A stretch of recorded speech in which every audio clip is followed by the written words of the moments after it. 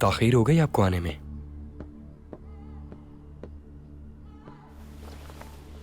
वो सहाफी याद है जिसका तस्करा किया था हमने? हाँ। उससे मुलाकात हुई। बहुत ही उसूल पसंद आदमी है। आजादी के लिए उसके ख्यालात सुनने चाहिए आपको। कुछ खास कहा था उसने। क्या कहा उसने? हम सब बैठे हुए थे, वो खड़ा हुआ और अपने दोनों हाथ फैलाकर उसने कहा, अगर आमरीत एक हकीकत है तो फिर गद्दारी हमारा फर्ज है। ये कहा।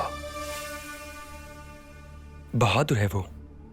ये बात सबके सामने करना बहुत हिम्मत की बात है।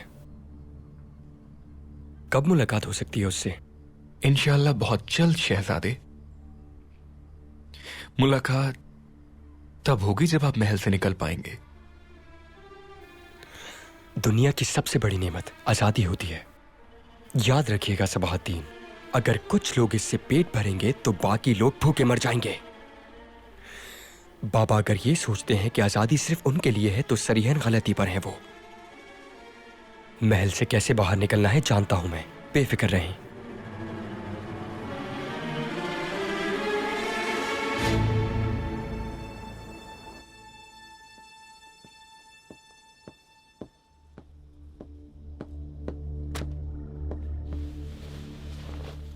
मेरी प्यारी मॉम,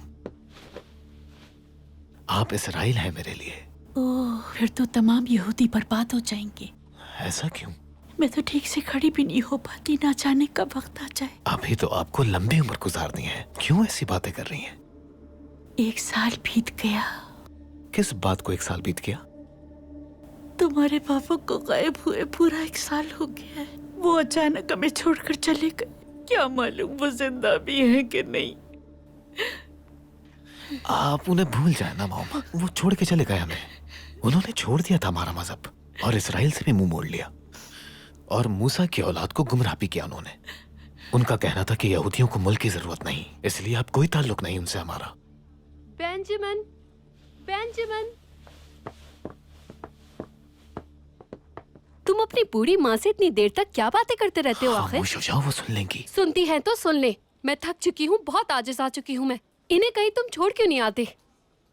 तुम इन्हें छोड़ आओ अपनी पहली बीवी के पास, वो इन्हें पसंद करती है। मुझसे अब ये मजीद बर्दाश्त नहीं होती। कुछ तो अपने शौहर का साथ दो तुम। सल्तनत उस्मानिया के सुल्तान से मुकाबला है मेरा। यहूदियों के हुकूक के लिए लड़ रहा हूं मैं। जब मैं अपने मकसद में कामयाब हो जाऊंगा, मैं तुम्हारे लिए खूबसूरत घर बनवाऊंगा। तुम्हें मॉम के कमरे तक जाने के लिए ट्रेन का सफर करना पड़ेगा। ट्रेन तो जैसे हमारे घर से होती हुई जाएगी ना। मुझे ये झूठे ख्वाब दिखाना बंद करो अब।